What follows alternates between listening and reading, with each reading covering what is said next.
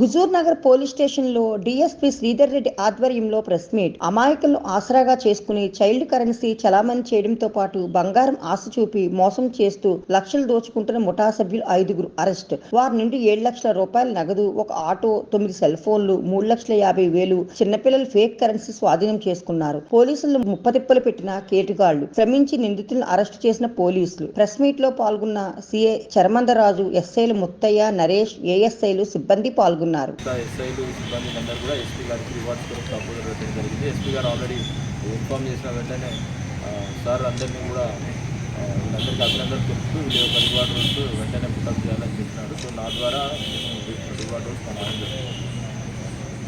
ఆధ్వర్యంలో SI Muthaiah, Huzur Nagar and SI Naresh Garidepalli and వాళ్ళ team ఈరోజు ఒక వినూత్నమైన నేరాలు చేసే ఒక గ్యాంగ్ని మనం పట్టుకోవడం జరిగింది.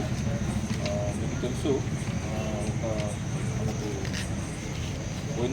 ఈ నెల 3వ తారీఖు ఓపిరెడ్డి వెంకటరెడ్డి అనే వ్యక్తి ఒక ఫిర్యాదు ఇవ్వడం జరిగింది. సో ఏదో బంగారం తక్కువ ధరకు ఇప్పిస్తామని చెప్పి ఆయనని ఇక్కడ సాగర్ సిమెంట్స్ బ్యాక్ సైడ్ అక్కడికి అపాయింట్మెంట్ అక్కడ మాట్లాడుకుందాం రమ్మని చెప్పేసి, అంటే ఒక 2 వ్యక్తులు అక్యూజుడు నోముల ప్రకాష్ అలియాస్ వెంకటేశ్వరరావు, వాళ్ళ బ్రదర్ నోముల మత్సగిరి, వీళ్ళిద్దరూ కూడా మన ఆత్మకూరు మండలం యాదాద్రి భువనగిరి జిల్లా. వాళ్ళ యాక్చువల్గా టైల్స్ వ్యాపారం చేసేది, వాళ్ళకు లాసెస్ వచ్చినాయి. సో ఆ అమౌంట్ని మళ్ళీ వాళ్ళు రికూప్ చేయడానికి ఏదైనా చీటింగ్ ఇట్లాంటివి చేద్దామని చెప్పేసి వాళ్ళు వీళ్ళకి పరిచయమైన.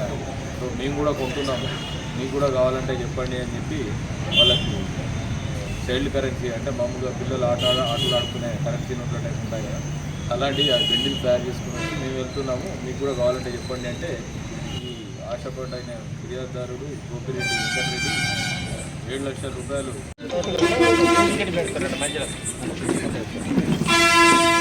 మీరంతా రెడీయా? ఇది వెంకటేష్. నేను నమ్మలే అప్పటికి కూడా, ఇది దొంగదా మరి ఎట్లా అని చెప్పి కూడా అడిగితే లేదన్నా ప్రామిస్ అమ్మతోడన్నా, ఇది ఖచ్చితంగా బంగారం గోల్డ్ అన్నా, నువ్వు రా అన్న అని చెప్పి నన్ను చెప్తే, నేను ఆడికి అన్న నాకు కొంచెం వేరే పని ఉంది, ఒక్కరోజు ఆగు రేపు పోదామని చెప్పి అనుకున్నాను సార్. అనుకొని ఇక ఆ రోజు పోలేదు. ఇక నేను మళ్ళీ తెల్లారి ఫోన్ చేసి నేను కోదాడు వస్తా, నువ్వు రా అని చెప్పి నేను కోదాడు రప్పించాడు. కోదాడు రప్పామని కోదాడు వెళ్ళాం.